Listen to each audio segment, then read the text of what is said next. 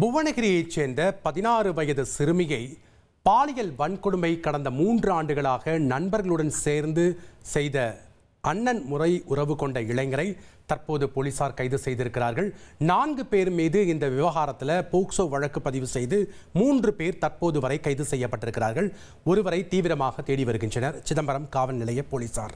விவரங்களை கேட்டு பெறலாம். செய்தியாளர் கண்ணதாசன் இணைப்பில் இணைகிறார். வணக்கம் கண்ணதாசன், இந்த விவகாரம் எப்படி வெளியே வந்தது? தற்போது இந்த விவகாரத்தின் முழு பின்னணி என்ன?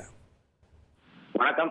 சிதம்பரம் அருகே புவனகிரி பகுதியைச் சேர்ந்த 16 வயது சிறுமி ஒருவர் பள்ளியில் படித்து வருகிறார். இந்த மாணவியின் உறவினரான மேல் புவனகிரி கோட்டைமேடி தெருவை சேர்ந்த அண்ணன் உறவினரான 24 வயது உடையவர் கடந்த 2021ஆம் ஆண்டு அப்போது மாணவி 13 வயதில் 8ஆம் வகுப்பு படித்த போது பருவமடையாத நேரத்தில் அந்த மாணவியை பலமுறை பாலியல் பலாத்காரம் செய்துள்ளார்.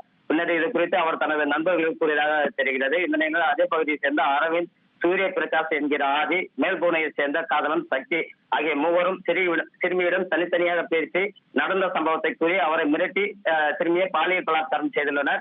இந்த நிலையில் சிறுமியின் நடத்தையில் சந்தேகம் அடைந்த அவரது தாய் இது குறித்து கேட்டபோது அவர் எதையும் கூறவில்லை.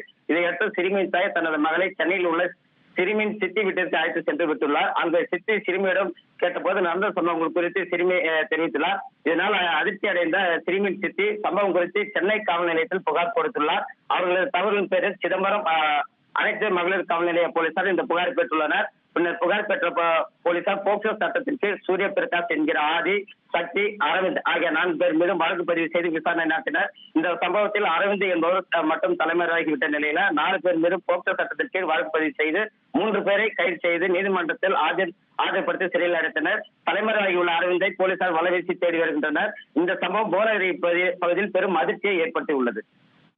நன்றி கண்ணதாசன், உங்களுடைய தகவல்கள்.